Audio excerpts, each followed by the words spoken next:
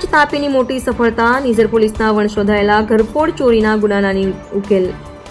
તાપી જિલ્લામાં મિલકત સંબંધિત ગુનાઓનું ભાંડાફોડ કરવા માટે સ્થાનિક ક્રાઇમ બ્રાન્ચ તથા પેરોલ પ્રોસ્કોડ તાપી દ્વારા સફળતાપૂર્વક એક મોટો ગુનો ઉકેલી લેવાયો છે. Tapi LCB police inspector Shri DS ગોહિલના માર્ગદર્શન હેઠળ પોલીસ કર્મીઓ પેટ્રોલિંગ દરમિયાન ગુપ્ત બાતમીના આધારે નિઝર પાસે 2 શંકાસ્પદ ઇસમોને ઝડપી પડ્યા હતા. તેમની પાસેથી રૂપિયા 6.80 લાખના મુદ્દામાલ સાથે ચોરીનો ગુનો કબૂલ કરાવ્યો હતો. પકડી પાડવામાં આવેલ આરોપીઓમાં વિશાલ રણજીત ઠાકરે અને નાગરસિંહ ઓકારજી સિકલીગર બંને જણાએ ત્રીજા આરોપી પરેશ તાનાજી સાથે મળીને વેલદા ગામમાં એક બંધ મકાનમાં ઘૂસીને લોખંડના જાળીવાળા તળાતોડી રૂપિયા 2 લાખ રોકડા તેમજ વિવિધ સોના ચાંદીના દાગીના ચોરી કરવાની કબૂલાત કરી હતી.